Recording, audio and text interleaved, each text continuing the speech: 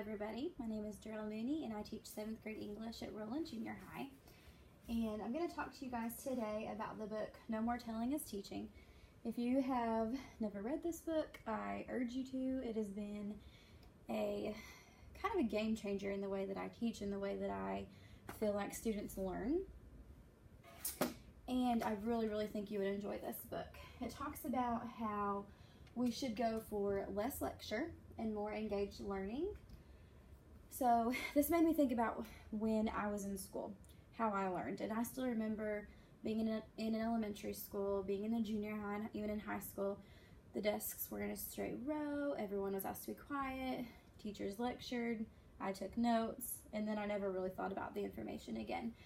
And while that may have worked for me growing up and for some of you, is it really the best way to teach? And so this book really goes over different approaches that are research-based that we should try to incorporate into our teaching.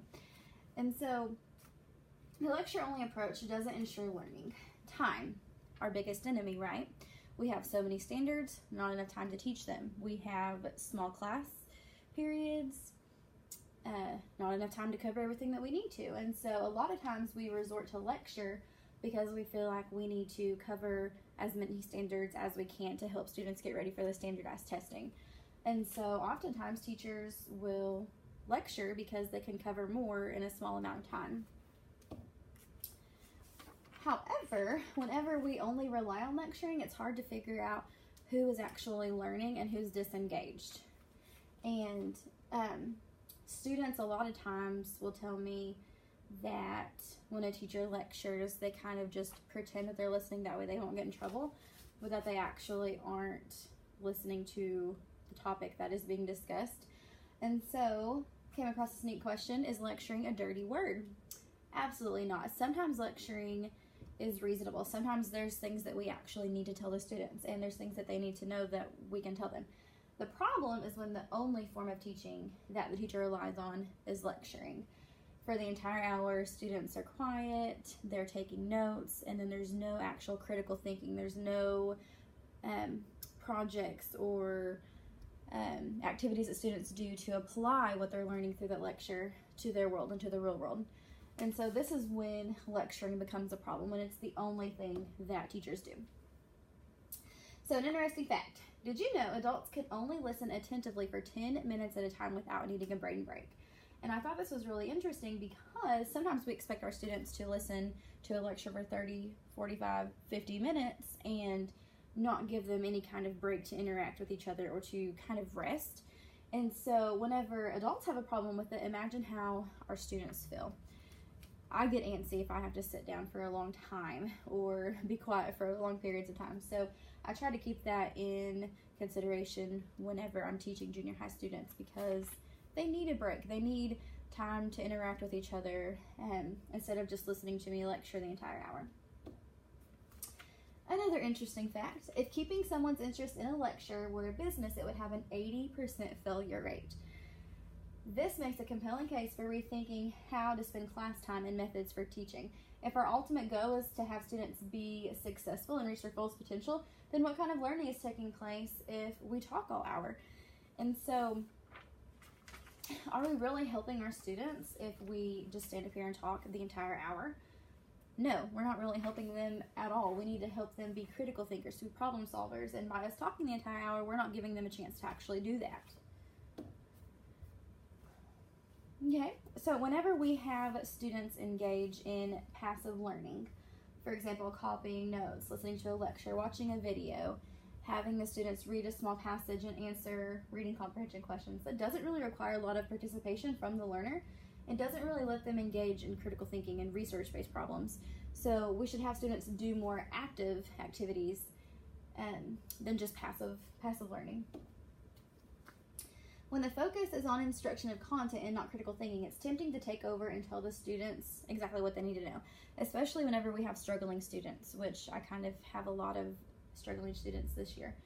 And it's really tempting not to just give them the answer, but we're really providing a disservice to them by not teaching them how to find the answers on their own or to be able to ask questions about what they're reading and things like that.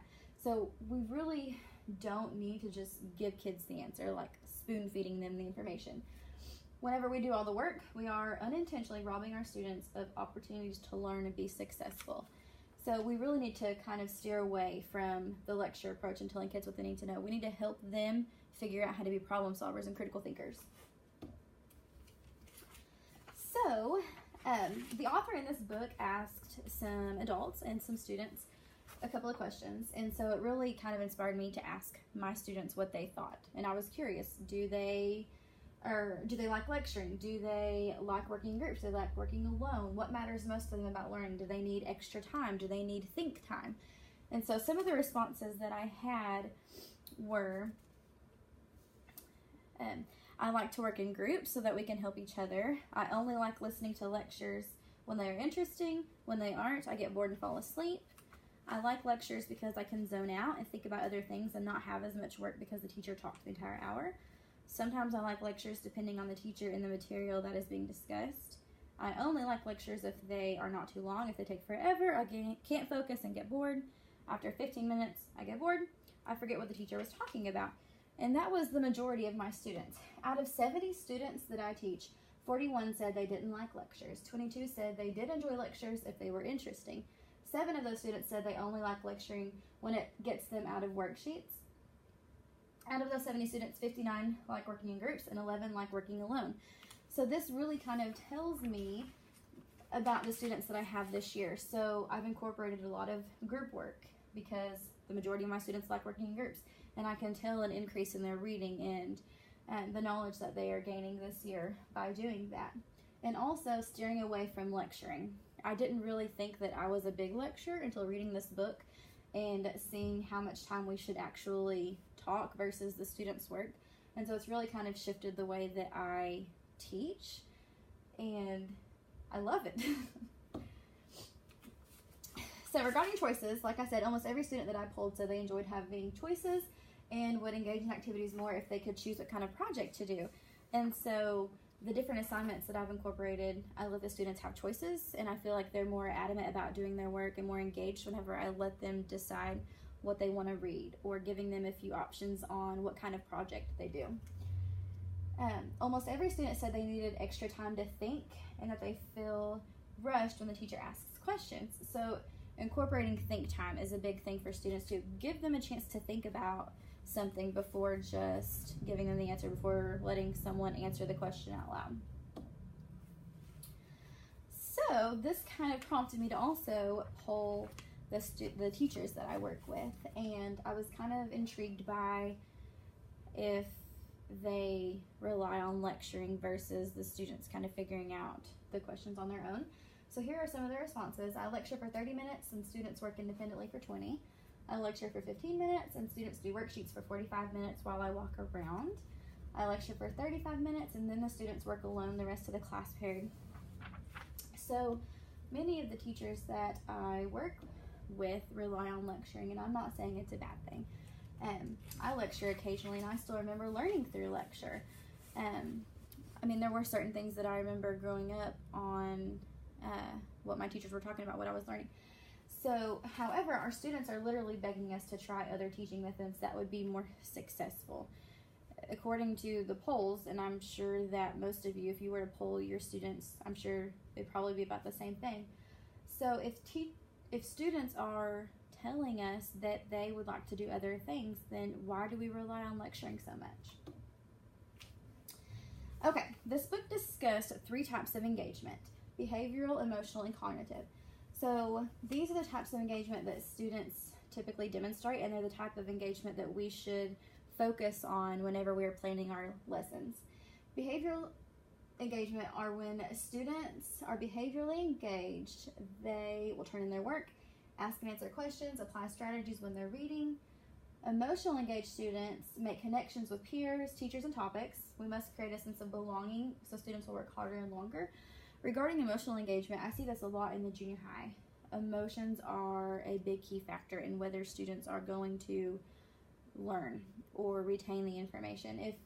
If a junior high student walks in and they're upset about something, or there's something going on at home, or they are having a conflict with somebody, it's really hard for them to focus and pay attention. So we kind of have to address that before we can focus solely on instruction. Students who are cognitively engaged, which is what we are aiming for. Students set a purpose for learning. Students connect their learning to the outside world. They will be more engaged if we do connect outside or topics to their outside world. And one thing I've noticed is students always ask, why do I need to know this? Why is learning this important? Am I ever going to use this information when I grow up? And so if we will tell students how they will use the information whenever they get out into the outside world, or whenever they grow up and become an adult, how are they going to use the knowledge that they're learning now? And if we will do those things, they will hopefully be more engaged. Okay, so summary of section 1 of the book, there's some statements that I liked.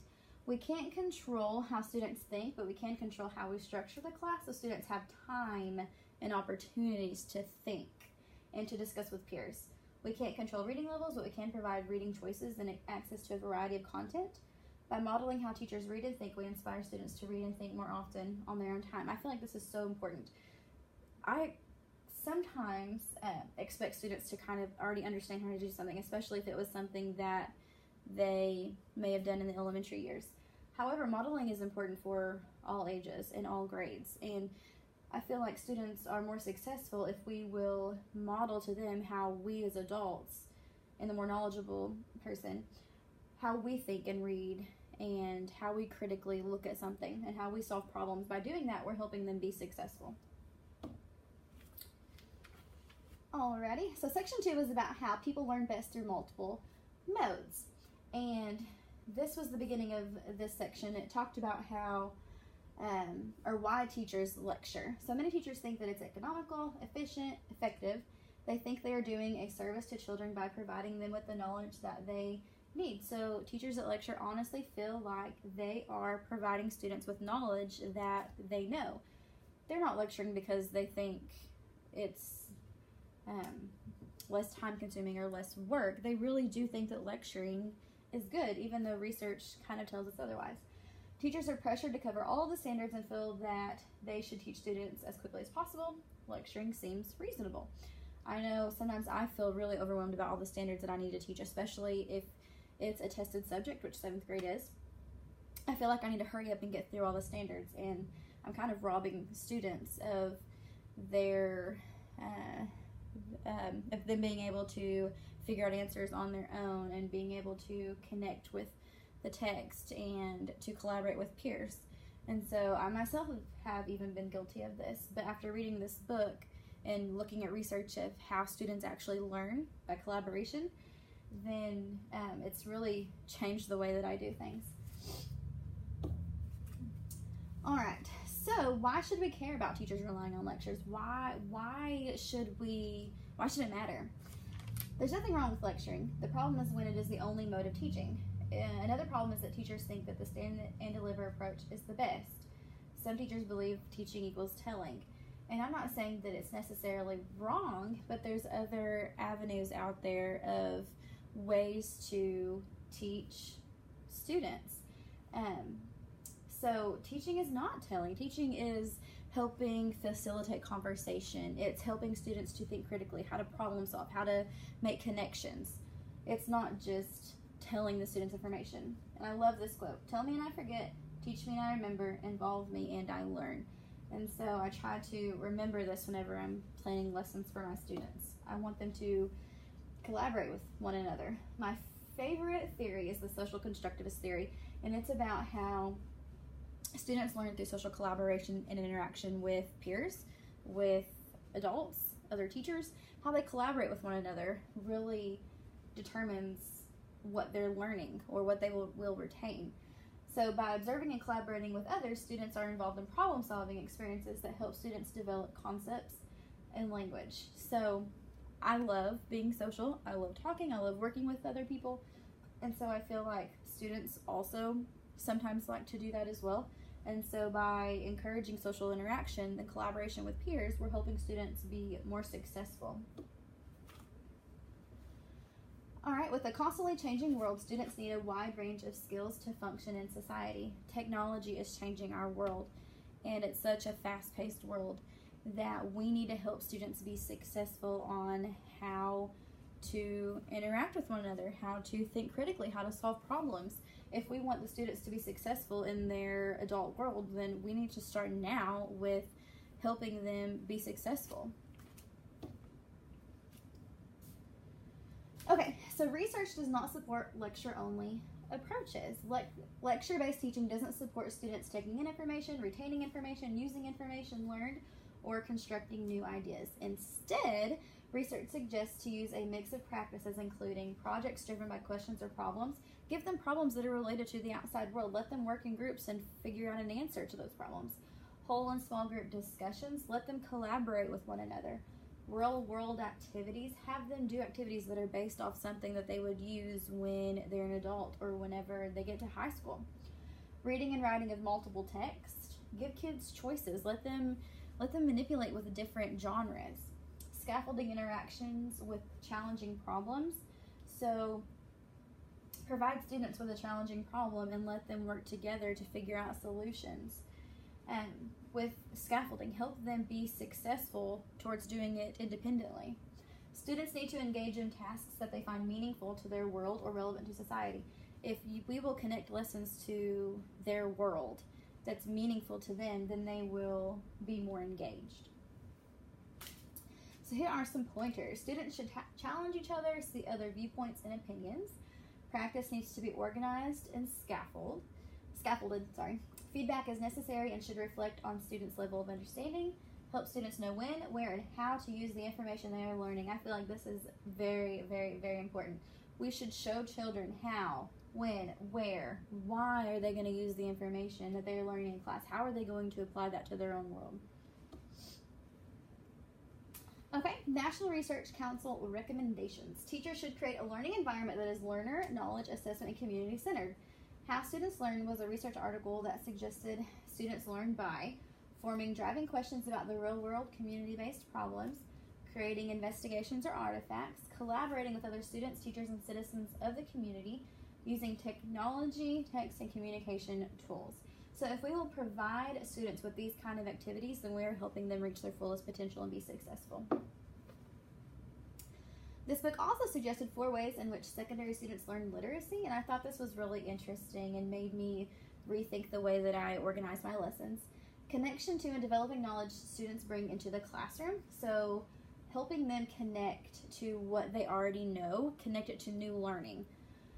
Providing opportunities for scaffolding practice, motivating and engaging lessons, supporting students in navigating the subject area content into their own lives. Once again, this book really hits on how we should make learning connected to their own world.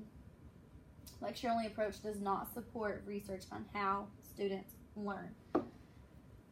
Instead, research tells us students learn by using various reading comprehension strategies, drawing on background knowledge, questioning while reading, organizing main concepts of the text, summarizing the text's main ideas. So listening to a lecture does not involve students thinking about the text and making connections. However, if we will incorporate activities that let students do these things, then we are helping them be more successful. Okay, the last section of this book talked about planning for student engagement. So in planning, the focus should be on shifting how time is used. So instead of students spending the entire hour listening to a lecture and doing notes, they should engage in active learning opportunities. Just realized there was a typo. I apologize. Learning should be organized, scaffolded with practice, and feedback provided. This focus creates momentum for student engagement to increase. So we should spend less time talking and more time facilitating classroom discussions and project group-based learning. All right, behavioral engagement. We must teach strategies for re-engaging students. We should show students how to get unstuck when they come across a problem, teach students how to solve some problems without you, model how to work with peers, establish clear procedures, display both daily and long-term goals, think aloud, model how to think, read, and solve problems, be predictable so students know what to expect. So if we will do these things, then we are helping students be more behaviorally engaged. The next one is emotional engagement. So building relationships with students is crucial. A positive relationship enables students to take more risks and try harder on tasks. We have to create an environment where students feel safe, secure, and loved.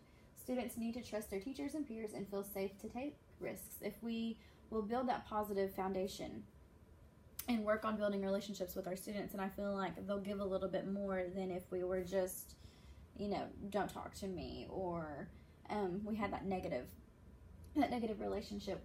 We shouldn't be that way. We should use positive reinforcement. We should be kind and be loving. I feel like they will give us more in return if we do that. So we should plan units that connect with students' hearts, their interests, and their world. Model that everyone's thinking matters. I feel like that's very important. Ask open-ended questions, encourage collaboration, and give students opportunities to share their stories. I feel like junior high students and probably elementary students too love to talk. Use it to your advantage. Let them talk about some real world problems. Let them talk about research investigations that they're doing. By doing that, we're helping them be critical thinkers, which is one of our main goals. So guidelines for successful collaboration. Make sure task or topic is worth the time.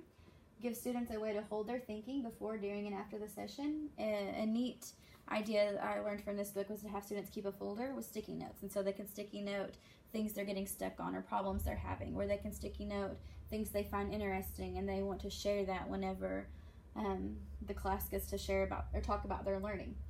Before the group meets, brainstorm ways to handle sticky situations. So have students brainstorm what they would do if someone's talking the entire time or if a group member isn't working. Teach them how to handle those things without the teacher. Let students have a say in how the groups are constructed. Be clear about the group's purpose. Explain what is to be accomplished. Cognitive engagement. So help students navigate, assess, and respond to new information, ideas, and perspectives. Reading and writing aren't just skills solely for ELA classes. Those skills should be used in all content areas. Don't focus solely on the standards. Cognitive engagement means giving up a little control and letting students construct meaning and engaging in critical thinking. So we should give up a little bit of our control and let the students be in control of the learning. Let them be responsible for their knowledge that they are learning. So what do they really know? Assessment informs teaching. That informs teaching and learning. Workshop model. So instead of lecturing, here are some different ideas to do. Opening. Begin planning learning targets. Share the daily targets with the students. So let them know exactly what they're going to be doing. A mini lesson should last about 10 to 15 minutes. Do not talk any more than 10 to 15 minutes. Model or teach something to the whole class. So you could do a grammar mini lesson. You could do a reading mini lesson, a math mini lesson. But don't spend too much time giving the students information. The most class period should be spent on, or the most time in the class period should be spent on students working on what they're supposed to be learning. So applying what they're learning in class, the teacher confers with small groups or individuals. So the teacher really facilitates, walks around, checks the students' understanding. If this is when if a teacher notices that something is not connecting with the students, then she can do what's called a catch and release, and you regather the class quickly, model or reteach something that's needed. This isn't always going to happen, but if you notice that several students are having the same issue, then you can just have like another mini lesson. Then the end of the class should be spent on debriefing. Make sure students have time to share about their learning and have them refer back to the learning targets. So the last 2 or 3 minutes, have a couple of kiddos tell you what they're learning. Have them do an exit ticket. Have them write in their journal. Have them do a think, pair, share with their partner. Okay, so to kind of summarize this book a little bit, each component of the model fortifies the work students are doing and gives them stamina and information they need to keep at it. So that was the opening, the thinking session, the catch and release, and the debriefing part of the model. Each of those components helps give kiddos the information and feedback that they need to keep going. Focus on determining what students need each day to keep them engaged in critical thinking. Listen and observe students to learn what they need next. So whenever the students are engaging in thinking time and working time, we facilitate, we walk around, we observe. If we notice students are struggling, that's whenever we catch them back, get them back in, have a little mini lesson, send them back out. When you plan for students' behavioral, emotional, and cognitive engagement, more learning happens for more students than if we solely relied on lecture. So if we will do activities that help students be behaviorally engaged, emotionally engaged, cognitively engaged, if we will give them activities where they can have social interaction with peers, give them real problems to figure out, give them research-based projects, if we will do that instead of relying on lecture, then we are helping students be more successful. Thank you.